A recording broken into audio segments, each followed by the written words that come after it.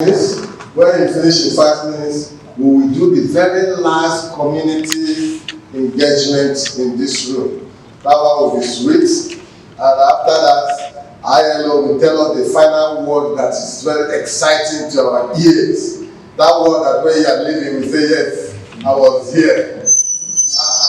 The conversations around the content have been widely shared with all of us, and we also have the what Austin called work in progress. We thought we are finished, but it's insisted that there is something that may not call for add to that work. And it was one of the documents shared when we were invited to this program. Essentially, for this source module is to look at the impact of the work we do. That good journalism makes a difference to people's life. You never can tell in this country. A lot of work that media have done that we thought that it doesn't matter. In 1970 or 69, Ghani picked up a case because of the catalytic role in even getting us independence. The West Africa pilots, the editor was being of their and co. And up till now, most of the politicians who have media. Meaning it's better to have a government it's better to have a government with, don't let me misquote it. It's better to have a media without a government than a government without. They are taking lots of work we are doing, and there are a lot of opportunities to also recognize us on a beat, and that beat, you understand, eventually gets recognition in terms of our work and those a platform, our platform to recognize the work we do. And a whole lot of people beyond the money, beyond the accolades, the best, the problem, the company improve, or the sector is better organized. The authors of the toolkits and others believe that at least we have contributed significantly to uplift the society. These are some of the thoughts that when we talk about the impact of our work, and we all know the practice you report are their practices or encourage businesses, partners to do the same. Give workers who have their rights infringed the confidence, the people in domestic work together. How do we organize? Maybe the labor will be thinking around such things. Whereas some people, maybe because they are doing tricycle, they are doing Okada, those one can better organize. But how do we organize those who are working as domestic workers, providing a whole lot of assistance that are getting big tramp up? These are issues because it's clandestine. How do we use our media report to bring this thing to the fore? These are catalytic things that eventually will transform our. The takeaway is that it is important to think about the desirable outcomes for the worker. When reporting a situation of forced labor, the solution of fearing the worker is a desired outcome. Elevating the situation, transform the change, and what have you. I've spoken about awards. In Nigeria, there are also awards that people can participate and see if their work can be also recognized. Then there's also issues on bringing down states who are contributing to the society. Rather than do all this dead kind of research that does not add value to our problem, if students started thinking around these issues and they have started bringing different solutions, no matter how we thought that it is still mundane, maybe they are undergraduates, but a whole lot of insights, information can be gathered from this. And if we now find a multidisciplinary kind of thing, where sociology, political science, mass comm, social work, and what have you can come into it. And what I'm seeing, a kind of developmental studies, which have already tested the idea of multidisciplinary approach to some issues.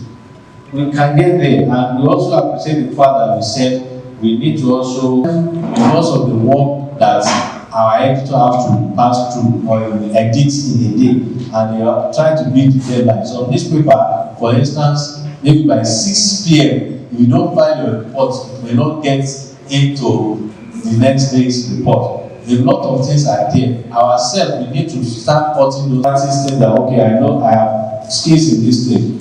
when you work on that pedagogical approach of what you know to what you don't know, it will be much easier, because before you get to what you don't know, you have already embedded yourself in a lot of things that you know. Making your stories relevant to your readers, listeners. We can't be telling ourselves these things. These are things we are doing, and there's nobody who comes to Nigeria listening to our media platforms, either on radio, on TV, or even reading Nigeria on social media or content of our newspaper without giving us some accolade that Nigeria are well informed, they understand the issues, and they are getting engaged on the issue. These are some of the little takeaway or the follow-up action that we are suggested to do. We also recognize in this room that we must build synergy, we must work collaboratively. Nobody can do it alone. No matter how governments, being government, thought they want to do it alone, they cannot reach everywhere. Even if with well intentions, talkless of well intention is not that robust, sorry, but we need to work together. That's the essence. And we, civil society, is also be mindful of what we say. Don't talk down on people. Give them that they have the obligations, they are the state, they are the government. What the governance strategies development and be organized, they will need investment strategy. This event, especially when it goes beyond one day, it's really about if you will be able to get a decent number of people in the room in the subsequent days beyond the first. But I think today we actually have more participants than yesterday, and it really shows that I think there's word out there that something is going on. I particularly want to say thank you to our facilitators. I think they deserve a round of applause.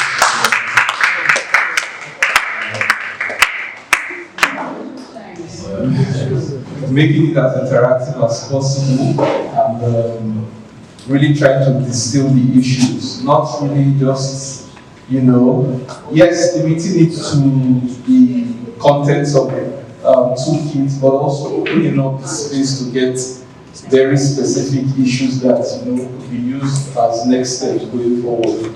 This is probably adding participants who are beneficiaries of the training one already part of the group, and also suggestions for taking the work forward. Thank you to those that have joined us from out of town. We have a couple of them who joined us from out of town. Wishing you safe travels. Thank you to my colleague Joseph, who has been supporting me from back end. A round of applause for that. Ensuring that things go smoothly, ensuring that some of us don't starve for the past 2 days. And on behalf of the director of the Abuja office, Ms. Vanessa Kala, it's a general gratitude to all participants. I'm looking forward to seeing you next week, when next we have the opportunity to converge. Thank you. Lunch itself at the restaurant. I'm sure most of us have our tickets. I'm sure Josephine has already collected bank details from participants regarding just a token for your transportation that you used to join us for the past 2 days. Thank you, and see you next week. Bye. Thank you. I said the last word. This one doesn't part. It's not part of it. Of practice, which we have the WhatsApp group, we want to get your permission to include you on that list. Please, if you want your number to be included on that list, show your hand. If you don't want, just write yes. I don't want to be part of the group. So, anybody we are not seeing, you are not part of it, you're not part of it. Okay. She was raising her phone. Okay. So, if your number that we have on the attendance list is not your WhatsApp number, please meet Julian Salmon to give him your WhatsApp number so that you'll be included. Thank you. My name is Emeka Chris Obiozu. I'm a migration governance and policy expert. I provide capacity building for agencies, organizations, and government and non-government actors on labor migration governance issues. Okay, this workshop was designed by ILO, International Labour Organization, for media practitioners and civil society organizations and academia to discuss on labor migration issues, especially fair recruitment, and how this could be reported. And this training is done using the international developed toolkit for media reporting on labor migration and fair recruitment, which was adapted for Nigerian use by ILO Nigeria 2021. I think the whole goal of this is that this group of persons who have been trained will have opportunity to step down the training in their various organizations and agencies, and also form a community of practice that will advance the cause of labor migration governance in Nigeria, protecting migrant workers, those who are migrants in Nigeria and Nigerian citizens who are migrants in other countries, so that at the end we would see that no human person is abused while doing work. For funding, we do not specifically say funding is out there yet, but we're also wanting to leverage the existing paradigm of training these days that could also be a form of virtual training and using peer groups, which is what this community of practice will do. But we believe also down the road, when the activities get heightened, that we might fall back again to our partners to see how much they could invest in it again, seeing the goal of the project itself. Thank you. My name is Tunde Salman. Thank you. I'm a media and trainer consultant on the ILO Global Media Toolkit that was adapted to Nigerian context and facilitating series of training to popularize the toolkits for usage in Nigeria. The workshop here that we started since yesterday actually focused on deepening the capacity of media and civil society on reporting forced labor and fair recruitment within the context of labor migration. And we also engaged other stakeholders on consultation to drive the process further. And we believe that as a trainer, the participants are selected carefully so that subsequently they will lead the process of stepping down the training for other stakeholders. And as we all recall, on the toolkit itself is divided into 5 different sections. Aside the introductions and the follow-up section, the Module 1 focus on understanding the story, Module 2 focus on finding the story, getting the story, the 3 focus on getting support, 4 focus on telling the stories. These are the essential content of the toolkits. And from our discussions since yesterday, we've seen that these issues are real issues that affect our people. Nigerians are moving out. In moving out for whatever reason, particularly for labor-related reasons, we believe that Nigeria as a member of international community, wherever our citizens are, there must be some level of protection for Nigerians in wherever they live, and that is why the role of the government is very key in ensuring that these issues are taken care of, particularly at that level. The training emphasized the need to sign bilateral labor agreements with our partners, particularly in the GCC country, the Gulf Cooperation countries, as well as in other issues of monitoring the situations of our compatriots there. That's one important issue. The other important issue is the fact that there are a lot of international labor standards that Nigeria has not fully ratified, and two came out strongly: the domestic workers in conventions as well as the private recruitment agencies convention. Engagement with the Ministry of Labour revealed that steps have been taken to fast-track the ratification process, but we still want to call on government to speed up the action, because we must emphasize the need for stronger governance of the labor migrations. And without this instrument ratified, how can we now say we have strong laws or policies in place to help us engage the issue? These are some of the contents that the toolkit brings to the table. And we also emphasize that journalism will play an important role in changing perception, in educating our people about the issues at hand. That's why the focus of the training focus on the journalists and the civil society. We cannot talk of awareness as well as advocacy without bringing working synergetically with other stakeholders. The academics also have a role to play, because at the end of the day, how do we sustain this effort? How do we institutionalize this effort? We believe that the content in the toolkits is very rich enough to find its ways into our universities, programs in Department of Political Science, Sociology, Social Work, Communications, and what have you, to be able to start educating the younger ones to understand this issue and engage this issue more robustly and effectively. My name is Paul Manko. I work with CSO Humanity Foundation.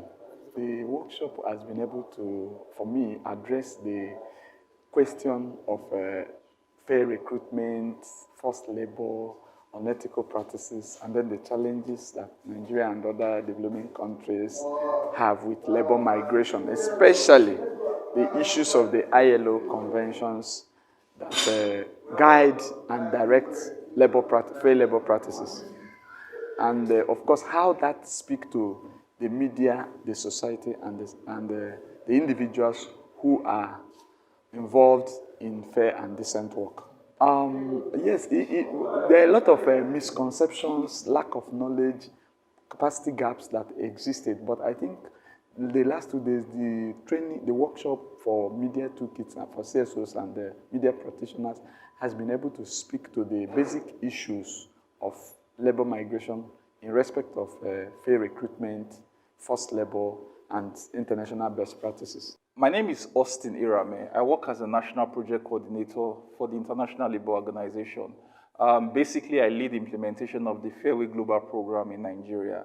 And what the Fairway Program is doing is to address structural issues that pose as challenges to effective labor migration between countries of origin, of which Nigeria has been identified as one, to the GCC countries. Now, within the framework of that project, we have identified national adaptation of the global toolkit for reporting on forced labor and fair recruitment issues, which was developed by the ILO in 2020. The adaptation commenced in 2019, and we concluded work, it commenced in 2020, and we've concluded work in adapting the toolkit in 2021. What the ILO is currently doing is sensitizing media practitioners, including civil society organizations, as well as the academia, on the existence of that adapted toolkit for reporting forced labor and fair recruitment, as well as capacitating them on the normative contents of the toolkit. Now, going forward, we expect that from this workshop, which we just concluded, beneficiaries of the training, which include, of course, the civil society organizations and media, are able to improve their skills and knowledge on reporting issues that relate to labor migration generally, and more particularly looking at forced labor and fair recruitment. Now, the toolkit itself contains tips, guidance, and it's generally a practical guide on how media organizations and journalists can go about reporting labor migration issues, including forced labor. And we expect that in the no distant time, particularly with the exercise that we've conducted today, where we have jointly and collaboratively reviewed a survey tool that we'll be using to gauge the impact of this particular line of work where we are capacitating media organizations. We'll be able to gauge the improvements and contribution that the Fairway Global Program is making, working with media and civil society at country level. So I think basically what we've also identified from the line of work we've been doing is that the labor laws and the national labor migration policy of Nigeria are non-discriminatory, including Nigerian migrant workers that are seeking employment opportunities, as well as migrant workers that are working in Nigeria. What we are doing as the ILO is working in consonance with the established labor laws at the national level and policies that the government has adopted. Everything that the ILO does is within these established frameworks, and what we do is to support and complement the work of the government to ensure that we strengthen the national capacities, we improve on the landscape, including policies, laws, as well as the practice level engagement, particularly in standardizing these processes with internationally recognized labor standards.